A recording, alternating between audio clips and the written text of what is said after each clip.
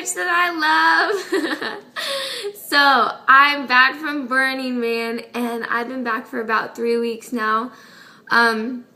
So I just wanted to thank you so much for all your prayers and just like the time that you invested into me and even supporting me to go on this trip. The fruit was just incredible, and I was just so covered. Like, the grace out there was so evident and like so felt.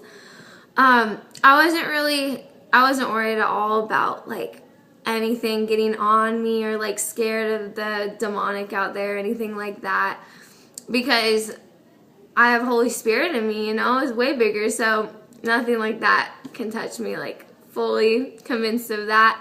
But I was worried about just my eyes and just like what my eyes were gonna see.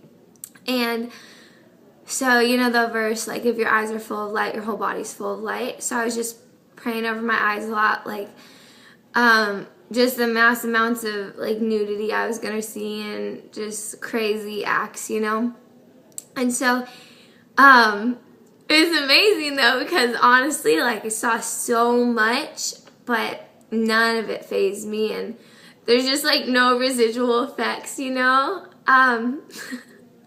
like, since I've been back, I've been fine, like no attacks or whatever. But yeah, it was just really like the darkness and the evil and the perversion, it really didn't bother me. Like, that's not what offended me, like, it just didn't offend me. What bothered me was just like seeing so many orphans who just don't know who they are, and so but yeah, there's just a ton of grace out there. So, easiest place in the world to minister at. These people are so hungry, and most of them are spiritually aware, especially the people who came into our tent. So it's really easy. I just wanted to tell you a few testimonies. So we didn't say Jesus or God unless oh my gosh, there's a bug. unless he revealed himself.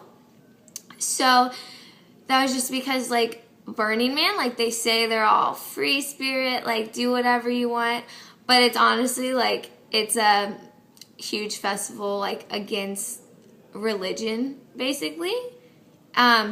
So a lot of them have been hurt by the church or just, like, abused or had bad experiences with religion, so we're just there to give them pure, undefiled Jesus, So we called God everything he calls himself, just not Jesus or God. And so we Spirit of Truth and the Creator and things like that. So, and he showed up so powerfully and just revealed himself. So, yeah, I just wanted to share a few testimonies to just encourage you guys. And it was cool. One of the guys on my team just laid his hands on him, and he's like, okay, just hold your hands out. We're just going to invite Spirit of Truth to come. And this guy just leans over violently in his chair, like violently with his hands out, and he just goes, the word! And he screams it. And I wasn't even with that team, but I look over and I was like, oh. And he looks up and he's like, I don't even know what that means, but the word! And he screamed it again.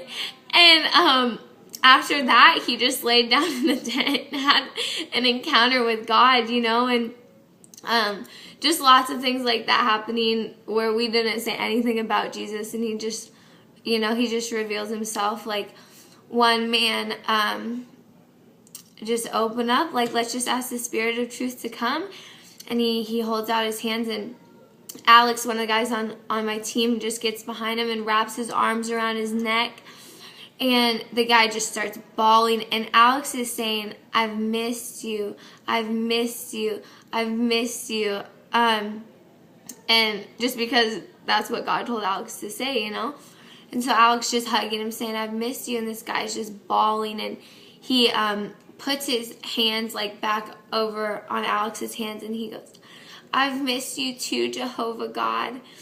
And just crazy stuff. Like one of the girls, okay, yeah, I'll tell you a story about a girl. She was coming out of the bathrooms, like the porta potties were right across from our camp. So it was like perfect position because everyone has to go to the bathroom.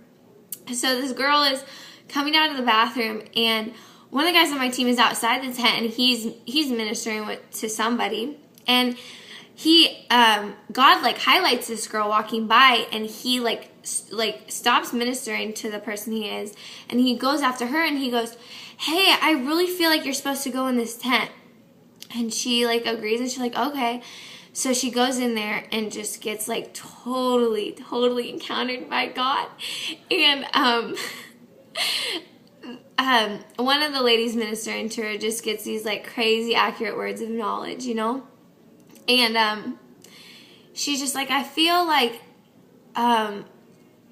God is restoring to you what you had." It was like a few years ago you were in a youth group, and he's rekindling like what was going on in that youth group with you, and rekindling relationships with a friend in that youth group. And the friend was actually sitting right next to her, and she was just bawling. She's like, "I know what that is. I know what that is." And turns out she just starts telling us, like, right before the guy in your team told me to come into this tent, I was just sitting on the toilet and asking, like, I was just crying out. I said, "Muhammad, Allah, Buddha, Jesus, whichever one of you is real, would you just find me? Because I don't know what to do anymore." And Bob Johnson at that time, he goes, "You know who found you, right? You know which one answered?" And she's like, yeah, I do. And so just lots of stuff like that. Lots of restoration for people who have been hurt by the church. And just, we encountered a ton of Jewish people. So that was really cool. And yeah, I want to share, like, I could tell you guys testimonies for days. And I'm going to share some more next week. I'm going to share my favorite next week. So, yeah, I will see you guys next week. And I love you all with all my heart, and just so appreciate your prayers. Like, I am as good as ever. So, thank you.